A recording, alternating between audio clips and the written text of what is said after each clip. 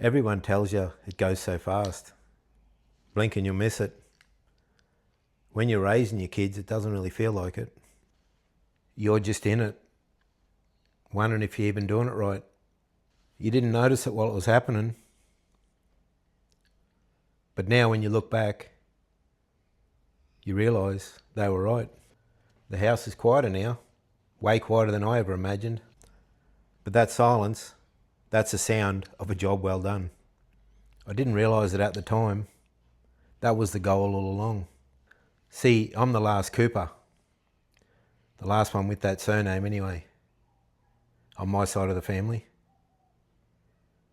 I never called anyone dad. Never knew me dad. Never knew me granddad. Never knew any male in my family. And when I was growing up, I never called anyone dad. Some people call that sad or a negative. But for me, it was a privilege. Because for me, I got to choose the kind of man I wanted to be instead of just copying one. See, lots of people use it as an excuse. I never saw it as an excuse. I saw it as a reason. See, it was a privilege. That reminds me of a story I heard once about two brothers. They interviewed the first brother, who was a bad man. He was alcoholic, used to beat his wife, family hated him. And he said, I'm like this because of the way I grew up. Then they interviewed the other brother, grew up in the same house. He was a great guy, treated his family well. And he said, I'm like this because of the way I grew up. See, some people use the way they grew up as an excuse. But what you need to do is use it as a reason. See, I spent most of my time on the sidelines watching other fathers, watching what they did right, watching what they did wrong. I built a checklist in my head of the man and the dad I wanted to be. I didn't have a map how to raise kids, so I built one. While I didn't have a father in my life, I had lots of good men. And because I suppose because I never had a dad, I was so observant of other men. And them men shaped me into who I am now. They mightn't even know it. A lot of them probably have no idea. And I definitely didn't get it always right, but at least we were heading somewhere. Strong men create easy times.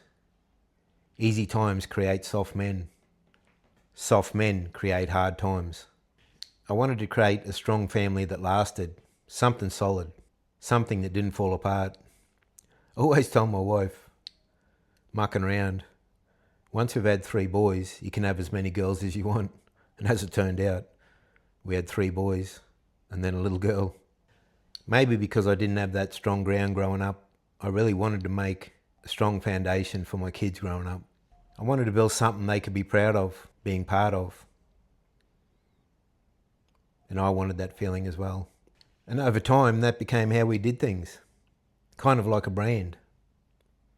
The Cooper brand, I suppose. How we acted, what we stood for, what was expected. Being a person of your word. Not just trying things, but giving it your best. I always made the boys stick together. If one of them got in trouble and the others weren't there to back them up, they were going to have to deal with me. I used to say, Coopers stick together. Even if your brother's wrong, you stand by him. And over time, it stopped being something that I told them to do. It just started being how we were and how the boys were. See, I believe a real man is here to serve. A real man wants to see others doing well. A real man's trophies is his family. Anthony Goggins said that. That really stuck with me. A real man's trophies is his family. When things are bad, I want my family to look at me. Know I've got their back and know I'll do anything and drop anything to help them. As the kids leave home, I think that's so important. Need to know their dad's got their back. Call me anytime and I'll drop anything and be there. They need to know that I would die for them. I think dads, that's a reason to be strong. Show your kids you got their back. If they're in trouble, you got them. That's the stuff you can't replace. Being part of the Cooper family meant something and means something. Once it meant something to them, everything started falling in place. If you're a man, be a leader to your family. That's all it's about, I suppose. And look, I'm far from perfect. I made so many mistakes.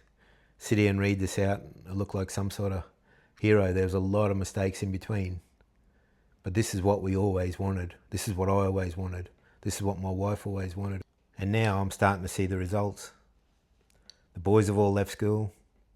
They've all got good jobs. They're starting to leave the nest, figuring life out on their own. And if I'm honest, that's what makes me the proudest. I look at them now and know they're going to be all right. They've got a hunger, but they want to succeed. And that fires me up. And seeing them stand on their own 2 feet, that's the payoff. That's what I always wanted. Not the money, not the things, just that. Still got a 15-year-old daughter at school. Definitely so proud of her. She's such an overachiever. Maybe that comes from having the 3 older brothers. It's a different vibe now. One I'm still learning about, actually. Girls are way different to boys. But I'm loving the challenge. I love that she's got 3 strong male brothers. She's learned how to deal with males. Now the boys have started to leave home. There's more time for just me and her. And I really enjoy that. To all the dads out there now out on the coalface, just know it's all worth it. You might be working hard, struggling to find time to spend with your kids. Long as you do your best, your kids will know. Make the effort when you can, but forgive yourself if you can't. But just remember this, you can always make money and buy cool shit, but you can never get the kids' childhood back. But you got to do the hard yards now, because one day the phone will ring. It'll be one of your sons or one of your daughters just ringing up for a yarn or a bit of advice, and that's when you'll know it's all worth it.